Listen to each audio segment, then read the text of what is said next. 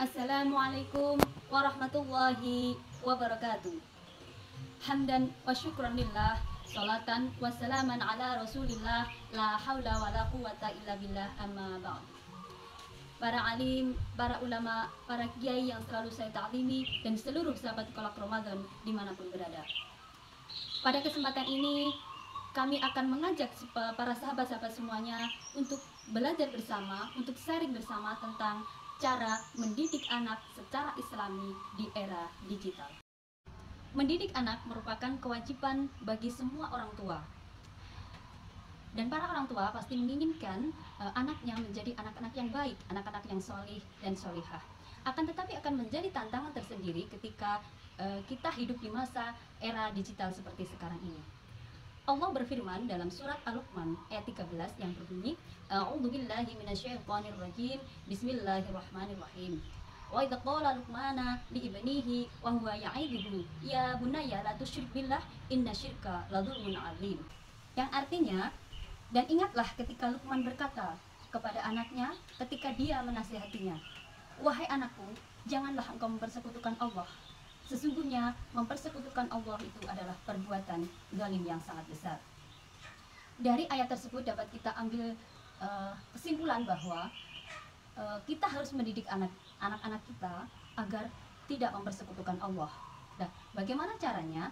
Yaitu di era digital seperti sekarang ini merupakan tantangan yang sangat berat bagi para orang tua untuk memperkenalkan Allah. Karena apa? Karena di zaman sekarang ini apapun bisa kita akses melalui media sosial. Mendidik anak dari zaman dahulu dengan zaman sekarang itu juga memiliki cara-cara yang berbeda.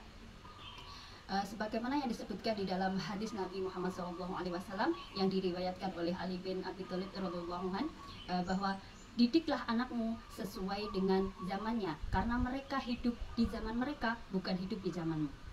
Nah, untuk itu kita juga harus mendidik anak-anak kita sesuai dengan zamannya seperti sekarang, berbeda dengan zaman dahulu. Nah, untuk itu ada beberapa cara untuk mendidik anak di era digital seperti sekarang ini.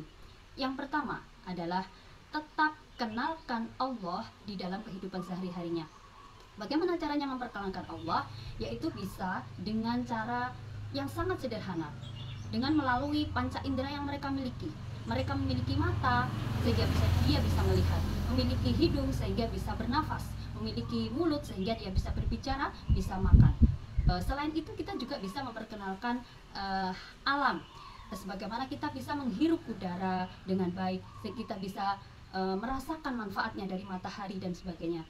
Selain itu juga kita bisa memperkenalkan Allah melalui doa-doa yang setiap hari kita panjatkan setiap kita melaksanakan kegiatan, mau memulai pekerjaan dan selesai. Itu salah satu cara untuk memperkenalkan Allah di dalam kehidupan sehari-hari. Yang berikutnya, yang kedua, yaitu karena kita hidup di zaman yang serba instan, semuanya langsung bisa dinikmati tanpa mengenal yang namanya proses. Pada intinya zaman sekarang itu anak-anak itu kurang mengenal bagaimana proses, bagaimana arti sebuah perjuangan. Untuk itu kita perlu memperkenalkan kisah-kisah orang terdahulu seperti kisah-kisah Nabi dan Rasul. Bagaimana caranya? Yaitu dengan kita memperdengarkan kisah-kisahnya, seperti membacakan buku setiap mau tidur, ataupun memperlihatkan video-videonya, ataupun memperdengarkan audionya. Lalu yang ketiga adalah kita perlu memperkenalkan bahwa teladan yang sebenarnya adalah Rasulullah SAW.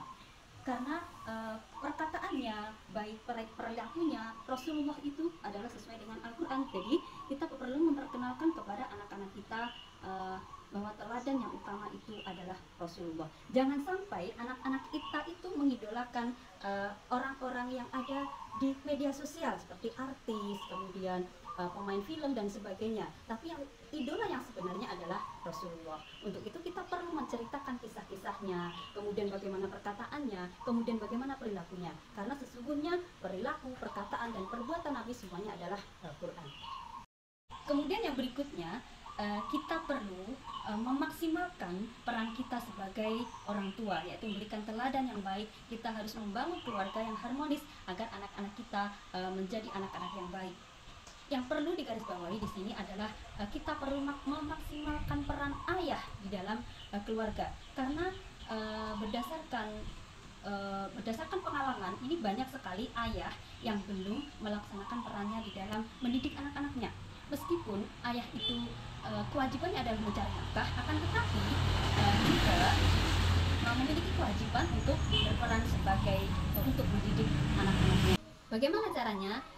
Satu contoh, ketika ayah pulang kerja, sempatkanlah waktu sebentar saja, 5 atau 10 menit untuk menyapa anak-anak kita, untuk mendengarkan cerita-cerita mereka, dan sedikit waktu untuk membebaskan diri dari gadget. Jadi anak-anak itu punya cerita apa, dia akan sangat berarti ketika kita meluangkan waktunya untuk kita. Jadi luangkan waktu bersama keluarga untuk anak-anak kita. Dan cara yang berikutnya yaitu kita harus memberikan jadwal sesuai dengan kesepakatan kita kapan anak-anak kita itu boleh memegang gadget. Dari penjelasan tadi dapat kita ambil kesimpulan bahwa mendidik anak di era digital seperti sekarang ini ada beberapa cara. Yang pertama yaitu tadi tetap kenalkan Allah di dalam kegiatan sehari-harinya. Kemudian yang kedua, ceritakan atau kenalkan kisah-kisah orang terdahulu agar mereka mengetahui apa arti sebuah perjuangan atau prosesnya. Kemudian yang berikutnya adalah kenalkan bahwa teladan yang baik, teladan yang sebenarnya adalah Rasulullah SAW. Kemudian selain itu kita sebagai orang tua juga harus memaksimalkan peran kita sebagai orang tua untuk menyayangi dan mendidik mereka dengan baik. Kemudian yang selanjutnya adalah memberikan waktu atau membuat jadwal bersama-sama dengan keluarga kapan kita bisa atau boleh menggunakan gadget itu sendiri. Nah, itulah beberapa cara diantaranya agar anak-anak kita tetap bisa menggunakan gadget dengan baik, kemudian juga tidak meninggalkan apa yang menjadi syariat Islam. Saya kira